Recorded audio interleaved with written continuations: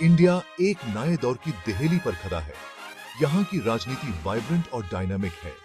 World का सबसे बड़ा डेमोक्रेसी बदल रहा है, नई सोच अपना रहा है और एक नई दिशा में आगे बढ़ रहा है। ये सफर अपॉर्चुनिटीज और चैलेंजेस से भरा हुआ है। आगे देखते हुए ये समझना बहुत जरूरी है कि कौन सी चीजें इंडिया के पॉलिटिकल फ्यूचर को शेप दे रही हैं। युवाओं की एस्पिरेशन से लेकर टेक्नोलॉजी के इंपैक्ट तक आगे का रास्ता बहुत प्रॉमिसिंग है। आज की ही इंडिया का पॉलिटिकल सीन अलग अलग आइडियोलॉजीज और एस्पिरेशंस का एक टैपेस्ट्री है। देश एक मल्टी पार्टी पार्लियामेंट्री सिस्टम के अंडर काम करता है। रीजनल पार्टीज का एक इंपॉर्टेंट रोल है जो इंडिया की लिंग्विस्टिक और कल्चरल डाइवर्सिटी को रिफ्लेक्ट करता है। कोalition गवर्नमेंट्स अब कॉमन हो गए हैं। ये इंडिया जैसे बड़े और डाइवर्स देश को रिप्रेजेंट करने की कॉम्प्लेक्सिटीज को दर्शाता है।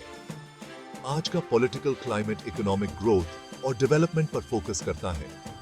गुड गवर्नेंस और सोशल इंक्लूजन पर भी फोकस बढ़ रहा है। लेकिन गरीबी, इनइक्वालिटी और करप्शन जैसी चैलेंजेस अभी भी हैं। इन इश्यूज को एड्रेस करना इंडिया के लिए अपना पूरा पोटेंशियल अचीव करने के लिए बहुत इंपॉर्टेंट है। इंडिया में यंगस्टर्स की पॉपुलेशन ज्यादा है। आधे से ज्यादा सिटीजन्स की एज 30 साल से कम है। ये यंग जनरेशन पॉलिटिकली अवेयर और एंगेज्ड है। ये टेक सैवी हैं, कनेक्टेड हैं और अपनी एक्सपेक्टेशंस के बारे में वोकल हैं। उनकी प्रायोरिटीज में क्वालिटी एजुकेशन, एम्प्लॉयमेंट अपॉर्चुनिटीज और करप्शन फ्री सोसाइटी शामिल है। युवा इंक्रीजिंगली अपनी आवाज उठा रहे हैं अकाउंटेबिलिटी और ट्रांसपेरेंसी की डिमांड करने के लिए।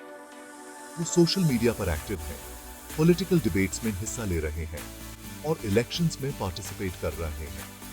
उनका एक्टिव इन्वॉल्वमेंट डेमोक्रेटिक वैल्यूज को स्ट्रॉन्ग बनाने और इंडियन पॉलिटिक्स के फ्यूचर को शेप देने के लिए बहुत इंपॉर्टेंट है।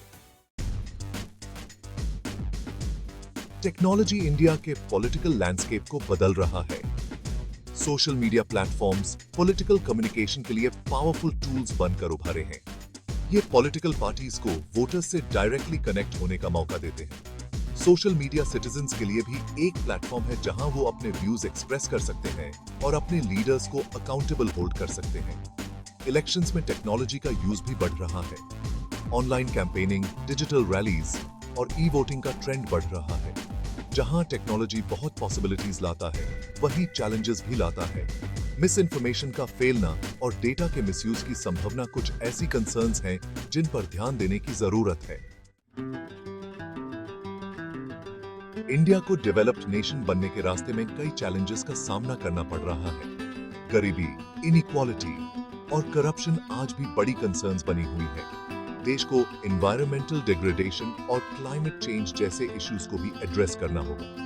इंस्टीट्यूशंस को स्ट्रॉन्ग करना, गुड गवर्नेंस को प्रमोट करना और इंक्लूसिव ग्रोथ को इंश्योर करना इन चैलेंजेस से निपटने के लिए बहुत जरूरी है। एजुकेशन, हेल्थ केयर और इंफ्रास्ट्रक्चर डेवलपमेंट कुछ ऐसे की एरियाज हैं जिन पर ध्यान देने की जरूरत है। विमेन को एम्पावर करना और हर फील्ड में उनकी इक्वल पार्टिसिपेशन इंश्योर करना पैरामाउंट है। इंडिया को अपने यूथ को स्किल्स और अपॉर्चुनिटीज प्रोवाइड करके अपने डेमोग्राफिक डिविडेंड का सही यूज करना होगा ताकि वो सफल हो सके। इंडिया ग्लोबल स्टेज पर एक मेजर प्लेयर बनकर उभर रहा है। इसकी इकोनॉमिक ग्रोथ, डेमोक्रेटिक वैल्यूज और कल्चरल इन्फ्लुएंस वर्ल्ड भर में पहचान बना रहे हैं। इंडिया यूनाइटेड नेशंस जैसी इंटरनेशनल ऑर्गेनाइजेशंस में एक इंपॉर्टेंट रोल निभा रहा है। ये कॉमन चैलेंजेस से निपटने के लिए रीजनल और ग्लोबल इनिशिएटिव्स में भी एक्टिवली पार्टिसिपेट कर रहा है। इंडिया की foreign policy non alignment, peaceful coexistence और स्ट्रेटेजिक ऑटोनॉमी के प्रिंसिपल्स पर बेस्ड है। देश म्यूचुअल रिस्पेक्ट और शेयर्ड इंटरेस्ट्स पर बेस्ड स्ट्रॉन्ग पार्टनरशिप्स बनाना चाहता है। इंडिया का एक ग्लोबल पावर के रूप में उभरना अपॉर्चुनिटीज और रिस्पॉन्सिबिलिटीज दोनों लाता है। अपनी स्ट्रेंथ्स का यूज करके और चैलेंजेस से निपटकर इंडिया एक मोर जस्ट और इक्विटेबल वर्ल्ड ऑर्डर बनाने में एक इंपॉर्टेंट रोल निभा सकता है।